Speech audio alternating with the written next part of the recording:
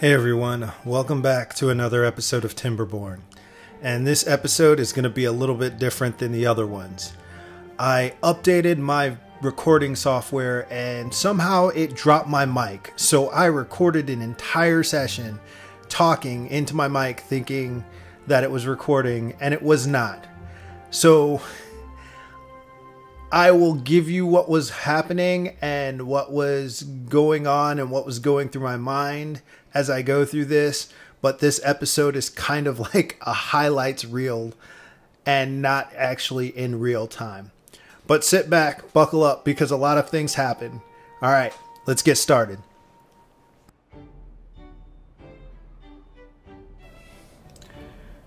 We've prepared for the bad tide to start, which it's starting now.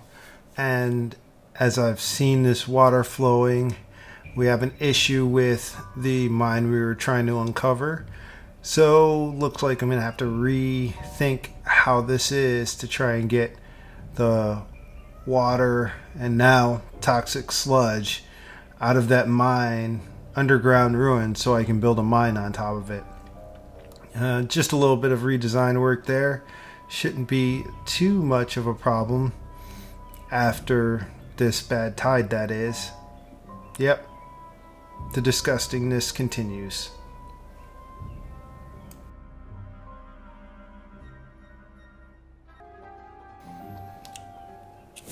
The last of the dynamite's done.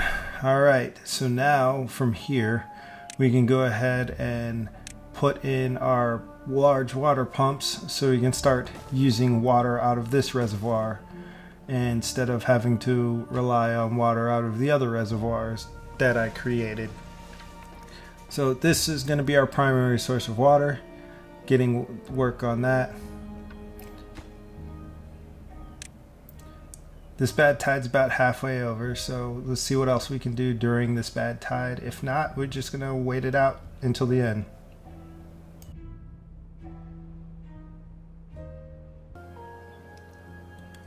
Our dynamite's finished, so we can blow this dynamite and create our irrigation pool for this area, since we're going to make more tree farming over here. And that's going to be our big goal with this area, is to just put all of our trees here. So we'll put in some platforms so we can still utilize the space for other things that we might need, since we can't plant trees there. And get this area set up, since this is going to be our second district and it's going to be mostly tree and lumber production. Cycle 22, day 2. We're still working on a couple things over here, working on getting this area because I want to turn this into a little entertainment center over here, and I want it down lower than where it is. So we just got to finish getting the dynamite in there.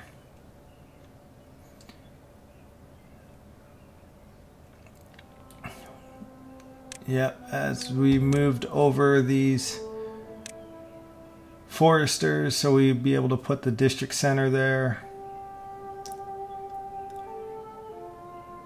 And we are, or not district center, the district crossing there.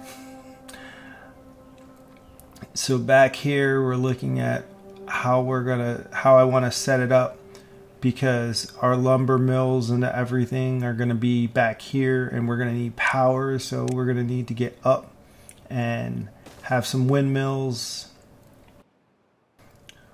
We'll also have some gravity batteries, and if I can get my overarching plan going, we'll have some water wheels as well at some point, because I want to have water flowing to utilize that waterfall, which is why I'm still building a bridge across it. Should be pretty interesting. This is going to be a long project.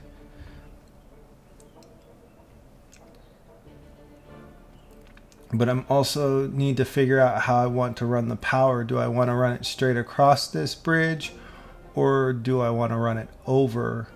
Because running the power cable can be tricky, as with my other one that's on the other side. So I decided that I want to run it above to still be able to give them a pathway to get across to do the work that needs to be done.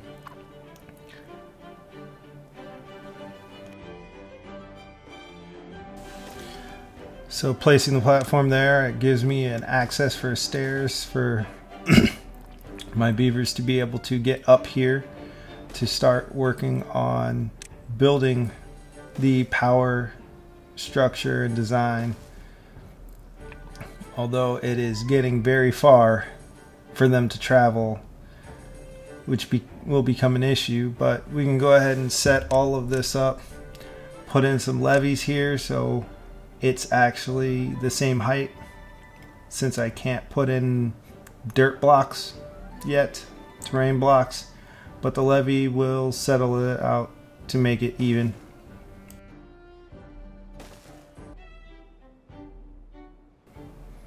Alright, cycle 22, day 5. We have both of our large water pumps to use in the reservoir.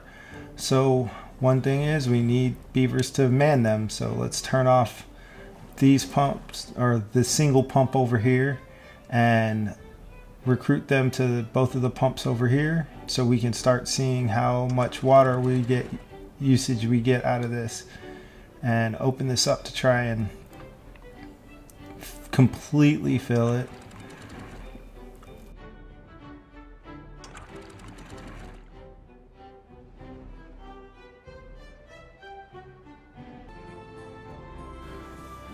Alright, it's time to put in some housing over here. The reason I wanted this asymmetrical, a little bit asymmetrical instead of regular, how I would regularly do it, is because I wanted extra space to put entertainment and still be able to create the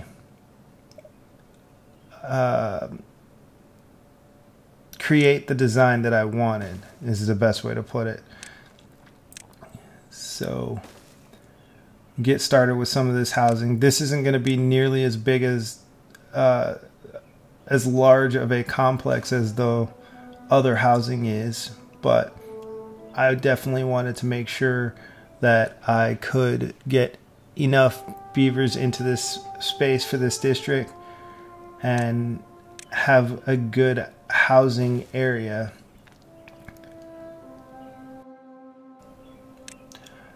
There's another reason why I actually used the dynamite to blow it out of the ground and make it deeper, is that I could put in the larger housing constructs and have them entrances at ground level instead of having to build up to it.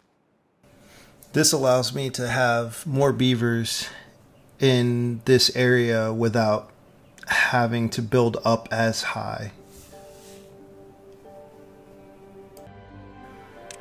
Since most of our food is going to come from the other district, we're going to need some food storage areas over here as well. So I decided that I'm going to take this corner here, well, this area, and turn it into a food storage warehouse corner.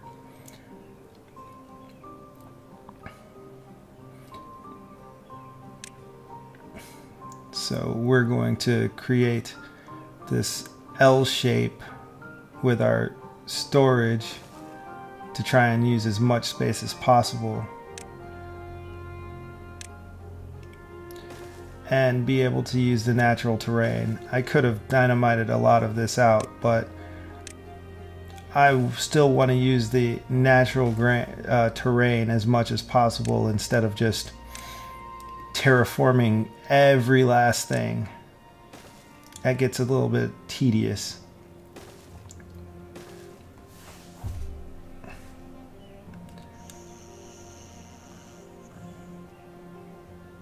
And we've already got beavers starting to live over in this area as we're getting this housing done. So bread, cattail crackers, grilled potatoes and carrots. Should be a good food source because, I mean, we're producing tons of that during every cycle. So, oh, and there goes our water into our irrigation pond. You see that we have a lot more green land over here. So that's doing its job. They're carrying water to it. So we'll be able to plant more trees for them to cut down.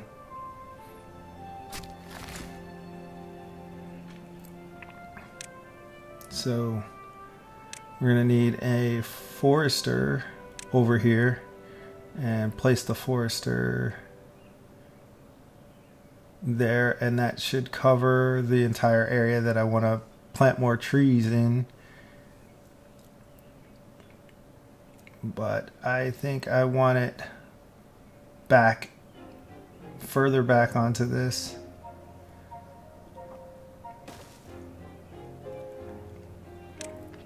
That way I can utilize the rest of the walkway for path and still be able to build plant trees. So we're going to plant more oak.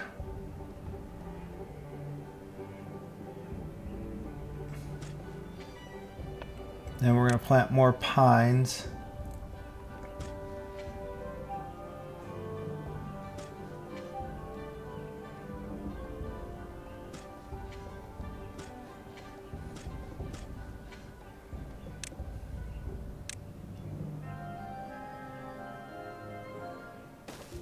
Of course, we're going to need some lumberjacks to cut down these trees.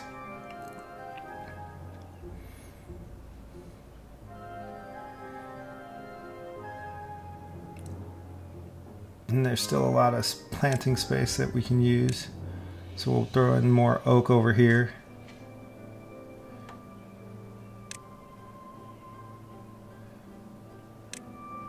More pine here to match what's already there.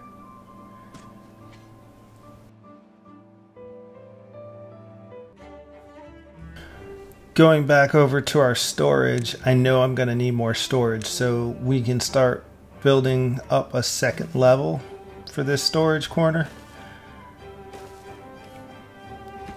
How they're going to get up there might be a little tricky on the design, but I think if I make it so the walkway is here, then I can just build a pathway up on that side to get, if I want to do a third level, I'll just extend it so it continues to go up. So, but for the time being, we got good storage here.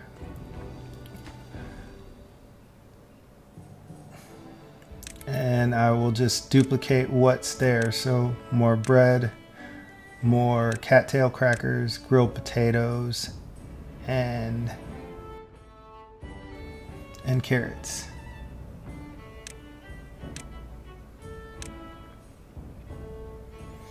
We also have a bad tide on the way. Another one. So lots of bad tides.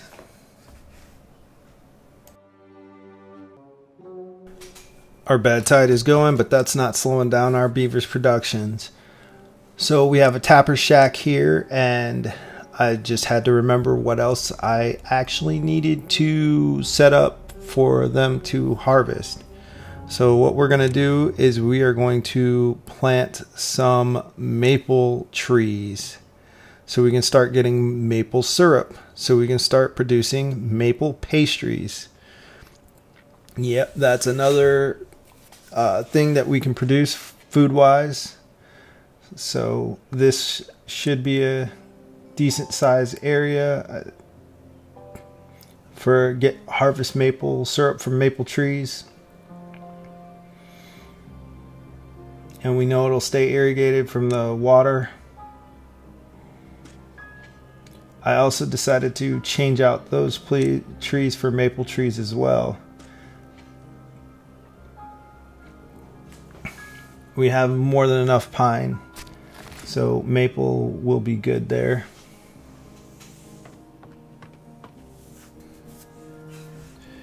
And I'm also thinking that we'll put another forester in over here to make sure we have full coverage of everything, because as you can see, we can't plant fully that field because the other foresters won't reach. So we just throw another one in here.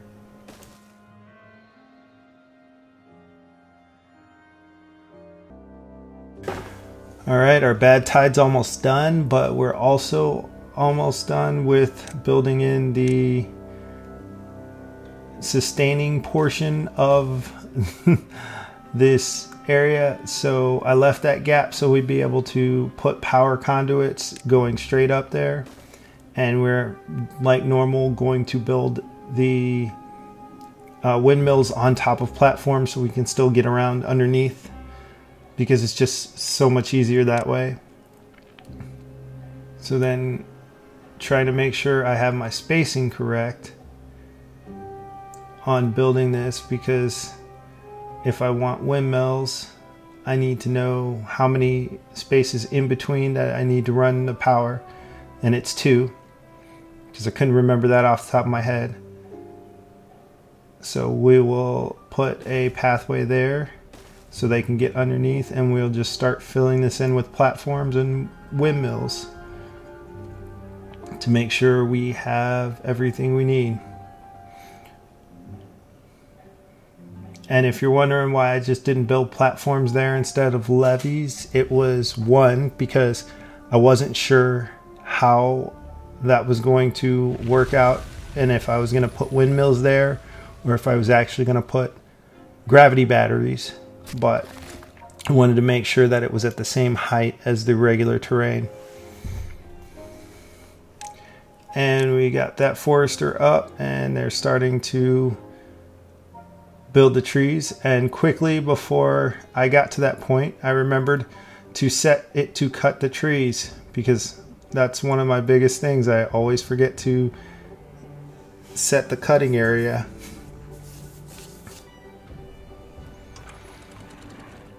And bad tide's over. That bad tide, we actually only lost 1 tile of water coming out of the reservoir. But we also need to get... We still have to deal with... Or I should say we still have to deal with that flooding issue over there where that underground ruins is. And of course I flooded all my farmland. Alright, we're gonna get ready to put our district center in, or district crossing in.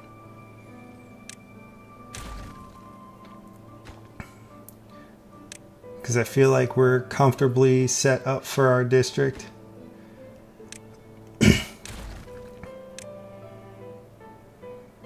So we put it in, start working on it, and then we'll be able to put a district center here.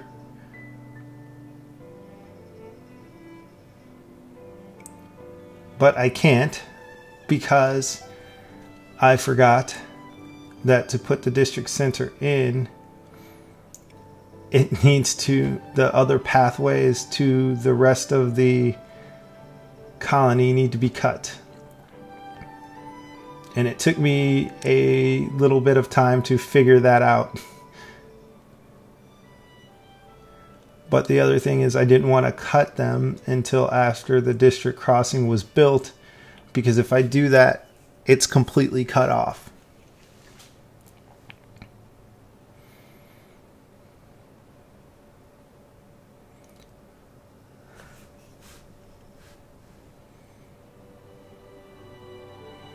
So once the district crossing is finished, then I can cut the pathways and create the new district. Which it still took me some more time to figure that out, that I just needed to get rid of the paths. So now that one's gone. And my nice crossing up there It's gone. And as you can see, it instantly, it's like I can't use any of that because there's no way to get to and from. But putting in the new district center, boom, now it's its own district. And then I need to migrate beavers over because everyone went back to the first district. So just going to the district management, which of course I hit the wrong thing, but going to the district management. All right, I'm not gonna lie, it took me a second to figure out where the migration part was, and I completely forgot. In the district management, it's one of the tabs, but you can move beavers from district to district up there, and bots once you've created bots, but it's how you manage everything.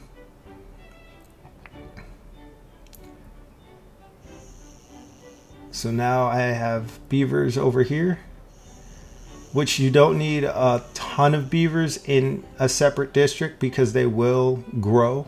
It will like send babies, start creating babies based on the housing and everything.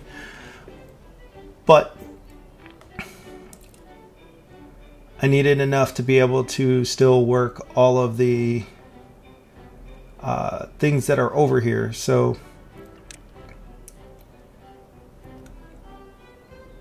looking at the numbers and trying to understand how many vacancies I had with each district becomes a little tedious, because I needed at least to have enough to work the foresters, the lumberjacks, and the haulers, and the water. Most importantly, the water.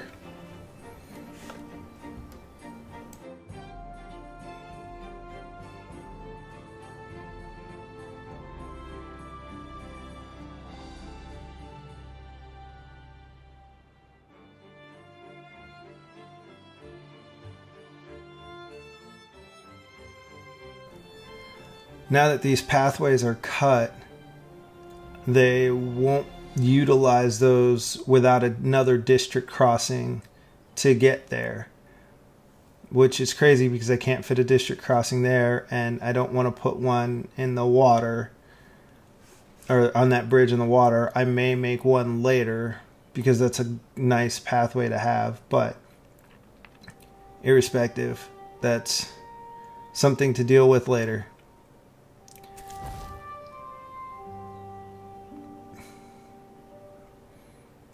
But this allows for a lot more range in this second district to be able to easily get to other places, because as you can see, this area up at the top is green now versus what it was red.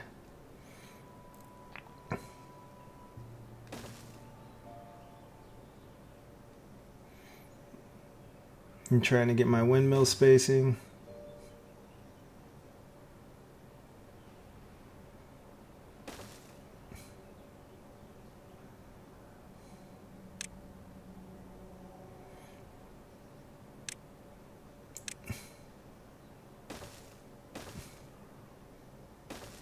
And they started building these really quick.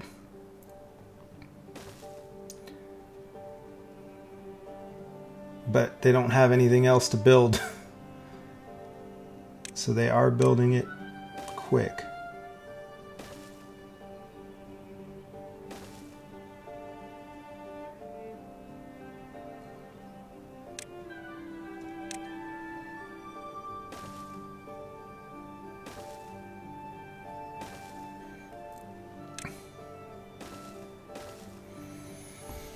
And I never unlocked the small windmills because I just jumped to the large windmills. I was already there. The small windmills cost less resources, but because of where I was and what I decided to do, I just went straight to the large ones. So now we have our power conduits, and we can... our power axles running. Now I just have to decide how I want my lumber side to be, and I want to put them running this way. Of course, keep forgetting to getting the buttons confused on how to flip the doorway versus rotating the entire building.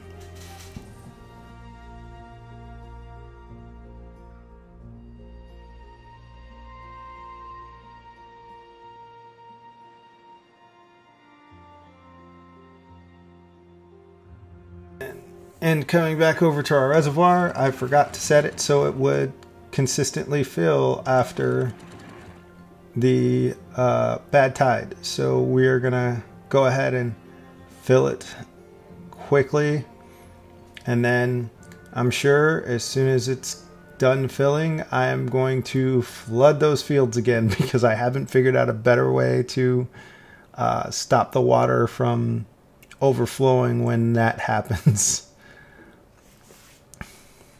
But hey, a little bit of flooded fields.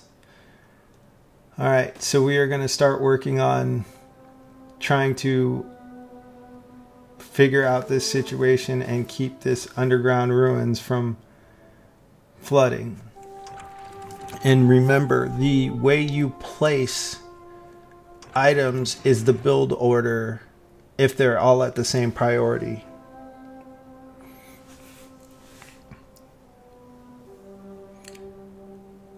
And we are full on our reservoir, so we can go ahead and let the water start flowing back. I'm not going to completely close off the reservoir, so it could still fill some water as we're going, but yep, completely flooded everything again.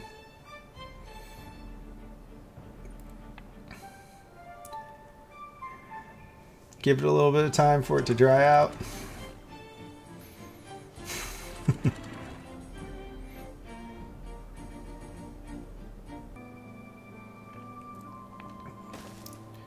Okay, we got this first section, couple of sections built, so we'll continue on with more there and trying to get that done while we can.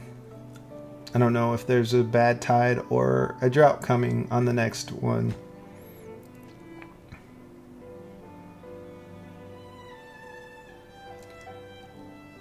And so now we see that the pathway is extremely long to get from the district center to the water pipe. So I'm thinking maybe I need to cut another pathway. But also I have more trees over here that I want to harvest, because I have more ideas of things that I want to do to get up to this area at the top of the waterfall. So I'm trying to figure out what the best way to get up there is. And the best way to do that is probably just going to be to rearrange the pathing a little bit and create a stair. So if we take that path, since it's already there, create a stairway, and then boom. Now we have a way up. Mark the area for cutting.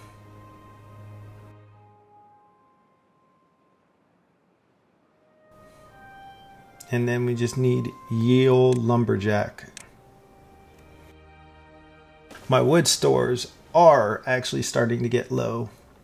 And it's just because I've been using a lot of planks. I've been rolling through planks, and I'm still producing planks.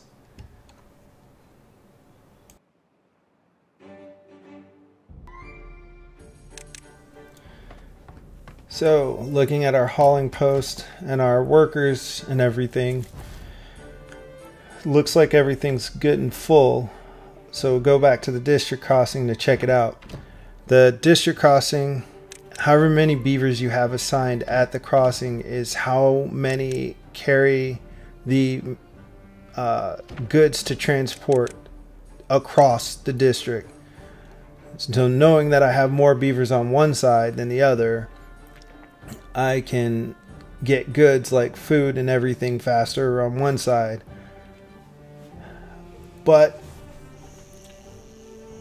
I'm gonna preempt what is about to happen.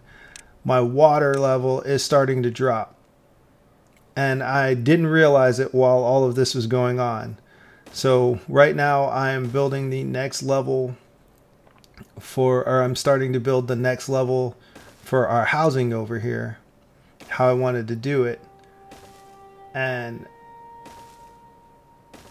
here's why I had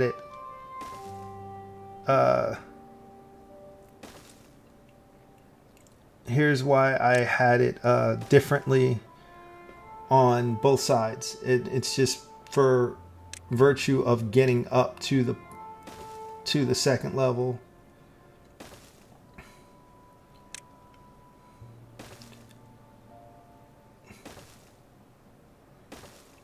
Being able to get around.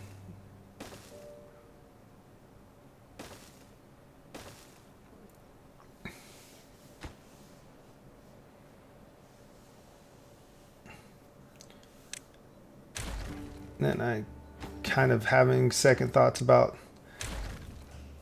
how this is shaping out. And then I realized once I go to put in the rooftop terraces that I need that path back. It's one of those classic, or do I want the rooftop terrace? I'm sitting there trying to decide. After quite a bit of consideration, I decide to leave the rooftop terraces there because I figure it'll make a very interesting aesthetic, since I'm only planning on really building one more level of housing. As we move over here and check on this, looks like they are getting that levee system done to try and mitigate the flooding. Checking in with this forester, it took me a while to decide to put which type of tree to put here, and our bad tide is on its way again. So another bad tide to get through. Decided to put in a little bit more storage for some essentials. And of course, these essentials are construction materials like paper and dynamite and things that I'm not producing in this district that I will need to continue on with everything I'm doing.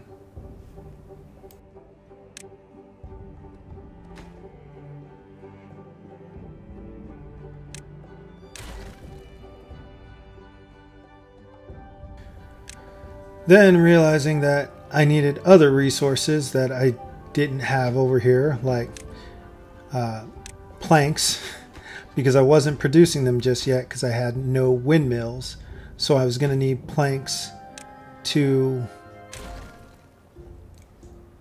provide this. And I originally started with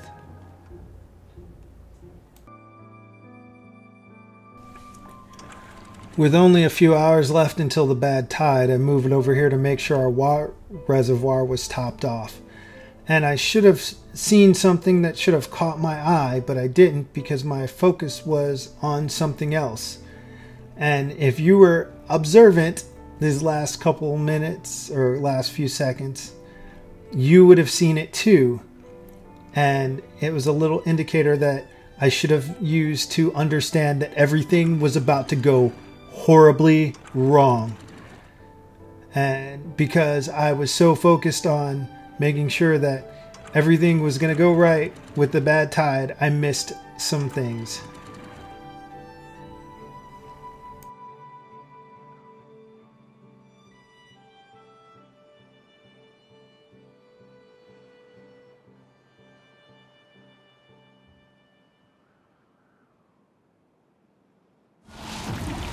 With the bad tide starting, I'm started to take stock of everything, and this is when I notice it.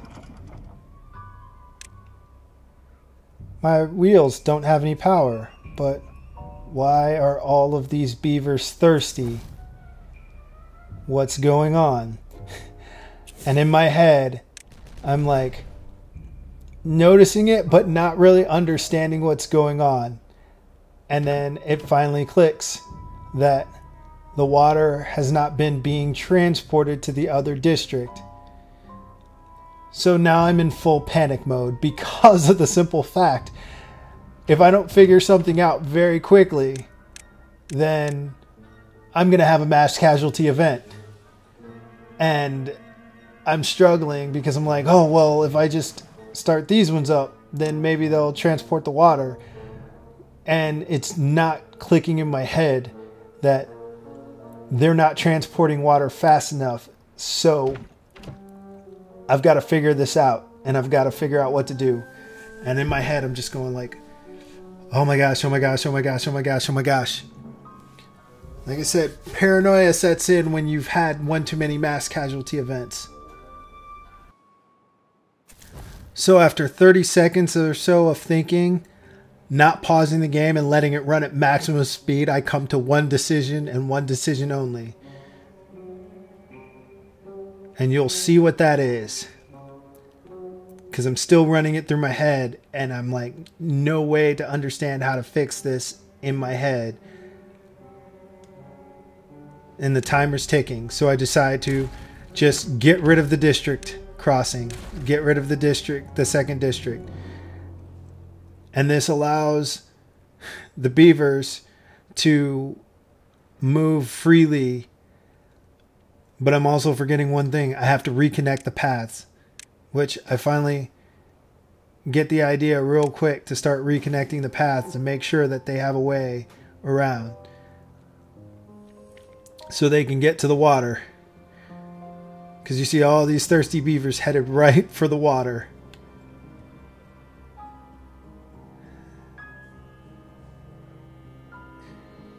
In my head, I was just thinking, oh my gosh, I hope I avoided this worst of this. I'm still waiting to find out if I've completely evaded this catastrophe, and I go to double check, and it looks like our new levee system has actually diverted the flow of toxic waste, and we no longer have to worry about the underground ruins getting flooded with toxic waste. So I will be able to use those underground ruins once that all dries out. One crisis averted, and hopefully I will have beavers to actually man that mine once I open it up.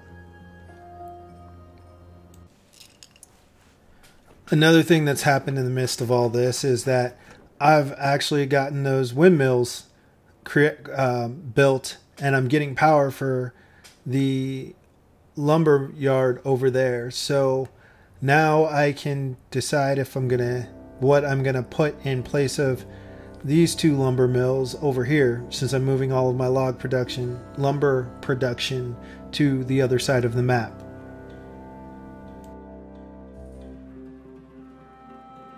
So we're just gonna delete these. And yes, I could have went the faster way, but I just got done with the panic. Give me a little bit of a break. So I also forgot that this had that wonky connection because of the way the power axles were running. So I need to put something there to get everything else running again. So I've decided that I am going to unlock a printing press to put there to get books, because books help. And I may redesign how everything is later, but right now this is the easiest way to get everything back up and running.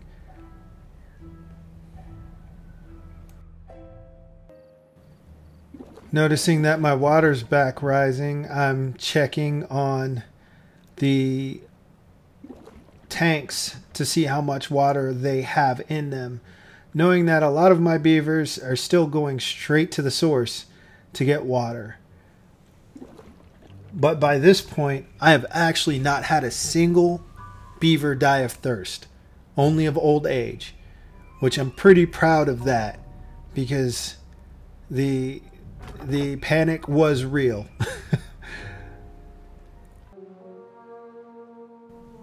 So with the printing press up and running, everything else is running as well, and my beavers are using the books and reading them as fast as they're being printed, which also raises it was another metric for raising our well-being. So that helps.